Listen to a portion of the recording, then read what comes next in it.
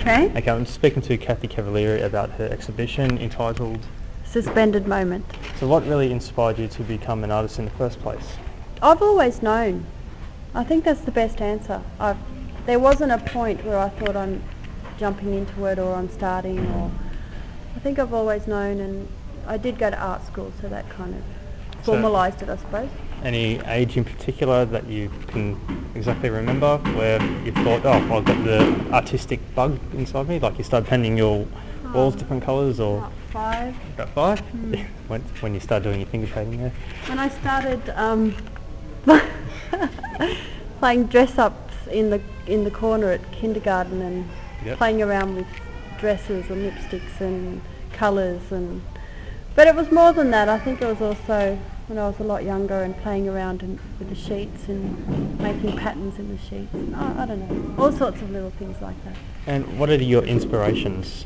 Like who inspires you to create, or do you just, what gives you ideas? Yeah, my ideas come from a subconscious space, and also a lot of them are related to the banal of everyday living and connected to family as well.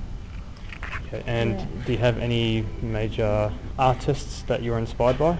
Yeah, I'm a big fan of Christian Boltanski and Ken Unsworth, Louise Bourgeois, and Marina Abramovich too.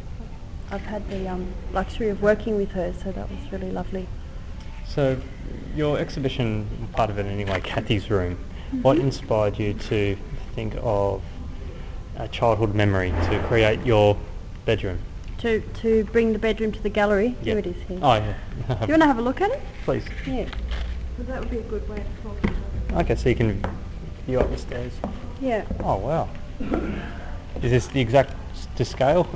Yeah, this is the bedroom that exists at my mother's house, in her flat.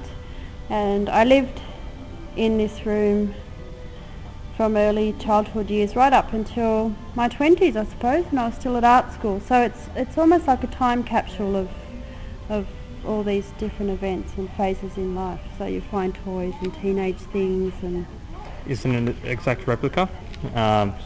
For example, the toys are on the bed. They're real, yeah. Everything's authentic and so if we it's go real. to the real house, or This is how it did exist, and what happened is I called a removalist the day that I decided to bring it to the gallery and packed up my whole room, and the removalist brought it to the gallery and we built the box around it. And ever since that day it's been kept as an artwork. I haven't put it back in the house. So it's been travelling. And okay, so whereabouts have you? So you've been travelling around Australia with Not it? Australia. Or just part of New South Wales? Firstly, it was seen at Art Space in Sydney. Yep. It's been to Goulburn Regional Gallery and Campbelltown now, and then it's going to Wagga and Bathurst. Okay, so just around the New South Wales region. Yeah. It's really impressive. So you just had the idea out of the blue. It wasn't so much out of the blue. I'd actually taken off and travelled for a couple of months. So basically I left home to travel. When I got back, I felt... Oh, there's more. Huh? There's more. I didn't look at it. Yeah, there's more. You should really see this, yeah. It's really impressive. When I got back from travelling, and it was the first time I'd been away, I just felt that this space was quite stagnant and it was still and it wasn't alive. So I thought, how could I give it a new life? And I thought the best way would be to turn it into an artwork, bring it to the gallery and invite an audience to see it. And I'd be in the room kind of interacting with what happens. You can really inspire a lot of people from this. Do you think you'll ever see any imitations of it as well from other artists? Not sure. For example, I'll go, I'll make one up saying Matthew's Room or something. Yeah, right. Yeah. I saw it once, not long after I made it in Sydney. It wasn't exactly like this, but I don't remember who it was or where exactly. It's not necessary to reveal that, but I did see an artist set up a bed with all her teenage posters around it, and she was asleep with a sleeping tablet. Yep. So that was the closest thing I've come to seeing. And often people ask me, did I have a sense of Tracy Emin's bed as well, but I actually wasn't aware of that piece at all. And I think we made it at a very similar time.